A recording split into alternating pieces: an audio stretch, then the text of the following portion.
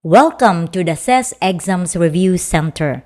Please subscribe to our YouTube channel to get fresh tips and updates on the Career Executive Service. Please hit that subscribe button below. Thank you.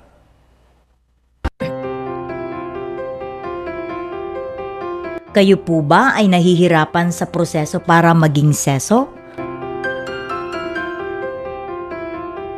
Welcome to CESO Tips. Hi, I am Rene. And I am Stella, and we will help you become a CESO. In today's podcast, pag-usapan natin kayo pong mga nagtatrabaho sa gobyerno. In what department of the government do you work for? What is your position and salary? Do you have a salary grade of 18 up to 24?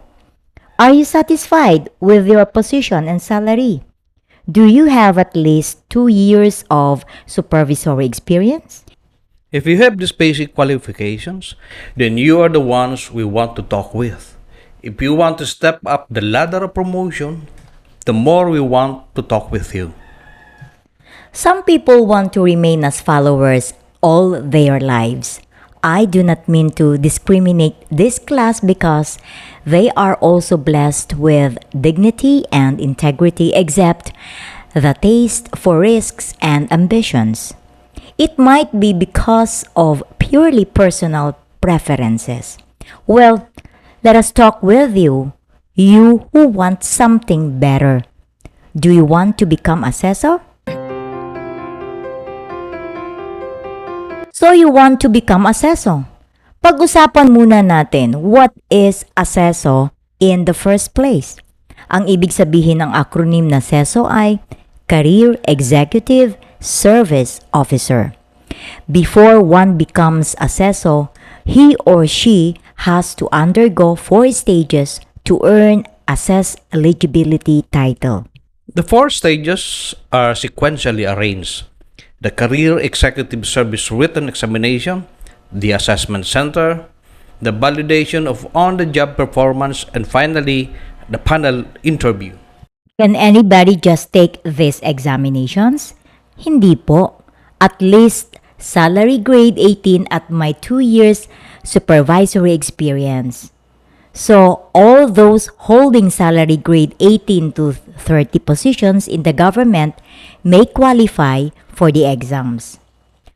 What are examples of government employees holding salary grade 18 positions? Ang dami nila. Ganito lang, if you have a monthly gross salary of 43,681 pesos, ibig sabihin, salary grade 18 ka. What does 2 years supervisory experience mean in the context of CES qualification? If you have supervised at least 2 subordinates for 2 years, then you qualify to undertake the first stage. Here, we are referring to government employees who belong to the career service. Sino ang mga employees under the career service? These are employees who were appointed or designated in an acting capacity or officer in charge of CES position for at least 6 months, or appointed or designated to a position with a corresponding salary grade 18 or higher that requires performance of managerial and supervisory functions for at least 2 years. At sino naman ang non-career service employees? Non-career service employees are those employees currently appointed under a contractual status or coterminous status to a non-career government position that is higher than a division chief and has at least 3 years managerial experience. Can people from the private sector qualify to take the exams too? Yes. Persons of outstanding qualification who are either a proprietor or an incumbent of a position performing managerial supervisory function for at least 3 years ay pwede po. Now that we have discussed the qualifications for CES candidates, What are the requirements naman before you can undergo the first stage, the Career Executive Service Written or the CES-WE? Medyo mahabang usapan ito. Kaya, we will reserve this topic for the next episode. What is important for you to know is that these four stages are sequentially arranged and are ladderized. Ang ibig sabihin nito ay hindi ka po makaka-advance, for example, to the second stage if you do not pass the first stage first. Meanwhile, pag-usapan muna natin ang topic for today's episode, why become a CESO? Mga kapatid, this is the million-peso question that is boggling your mind right now. Why become a CESO? Do you need to become a CESO when you are in government? What are the benefits that you are about to gain if you get that rank? Ano nga ba ang CESO at sino ang mga CESO? There are 7,948 CESOs and Career Executive Service eligibles as of March 13, 2021. Actually, half of this list are CESOs. Career Executive Service eligibles or CESs are those who have finished the four stages of the CES eligibility process and are about to get a rank.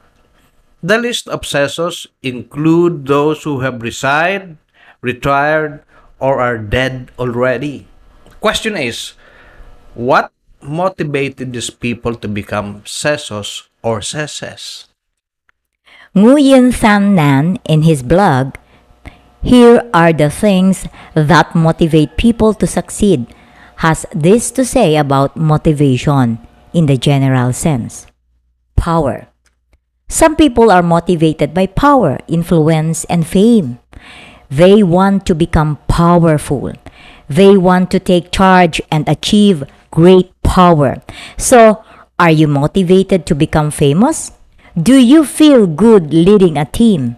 If you do, your motivation might be to achieve power, self-mastery, and growth.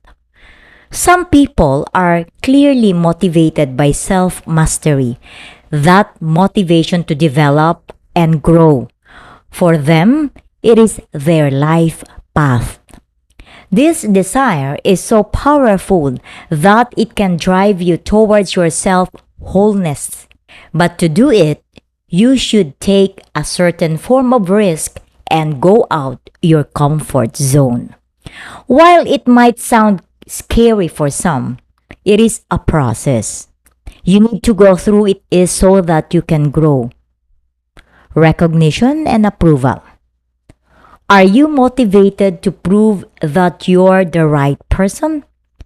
Just like in a job interview, applicants try to put their best foot forward to win an offer. Or do you want recognition from others? Do you feel good with achievements? Do you want to prove someone wrong? Do you want to prove to yourself that you can do it? Desire to win. Do you work hard because you hate losing? Do you spend much time in mastering your craft because you want to excel in your field and be at the top spot? So, do you desire to be the champion? So, successful people, even if they stumble and suffer much, they just do not quit for the simple reason that they want to be the champion. Reaching out to others. Do you have that passion to help others? Are you always up to doing what you can to change some people's lives? Are you motivated to give back and leave a great legacy to the world? Then, giving back might be your motivation to succeed. It is good news if you have that passion and that purpose to help.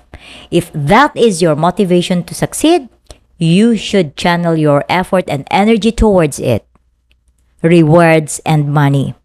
Some people want the best of the world and that they think they can get those, especially physical things, if they have the money. However, if you want to get more value on your journey to succeed, you should value the process and progress you have made. They are what count, not the money. Passion. What are you passionate about? It's your motivation. Successful people wake up early, work smartly, and use time wisely than ordinary people because they love what they're doing. They are passionate about their craft, so they're willing to give much of their time on it. There is power in passion. It drives and pushes you harder to achieve it because you think about it all the time and that you badly want to do and succeed in it. After all, a large and lasting motivation is living on purpose, a life with passion. I believe that motivation is easy to keep with a clear purpose on what can make us feel alive inside. This internal motivation to get internal rewards. Thus, you do something not just for the sake of finishing it, but because it makes you feel good. Thanks, Stella, for that generous serving of Nguyen Thanh Nan's motivational piece. Now I want to speak from a personal experience. Early in my career as a government employee, that was 1991, salary grade 13 pa lang ako noon, I was already visualizing myself as a CESO. What was my motivation? Our regional director was a CESO. He was the first CESO in our office, and actually, we did not know much of CESOs in those days. The strangeness or rareness of the title was what really attracted me to it. While I was planning to be a lawyer, the idea of becoming a CESO was more attractive. Madami na nga ang mga lawyers, doctors, accountants at iba pa. Pero yung CESO ay iilan lang. Yun ang magnet ng CESO title sa akin. My motivation dwelt on fascination and not on some higher calling. However, after a decade, my motivation was getting more sense. Some of Nguyen Thanh Nan's revelations were getting on my system. I wanted power, money, and self-mastery. I wanted to lead. I wanted to help people. The motivations were grossly disconcerted though. When I finally became a CESO, I discovered that there were more important things than fame, power, and money. What did you actually discover when you got the CES eligibility title and the CESO rank? Money and authority were okay, but the real treasures that I discovered were these CESO mindsets. What are these CES mindsets? The growth mindset and the manager mindsets. The growth mindset of Carol S. Dweck and the 5 manager mindsets of Gosling and Mintzberg. We will discuss these CES mindsets in our next episodes. Thank you for listening to our podcast. To know us better, visit our website, cesreview.net, watch us on YouTube, and follow us on Facebook under the name CES Exams Review. I am Rene. And I am Stella, and we will help you become a CESO. This podcast is brought to you by CES Exams Review Center, the first and only online CES Review Center in the Philippines.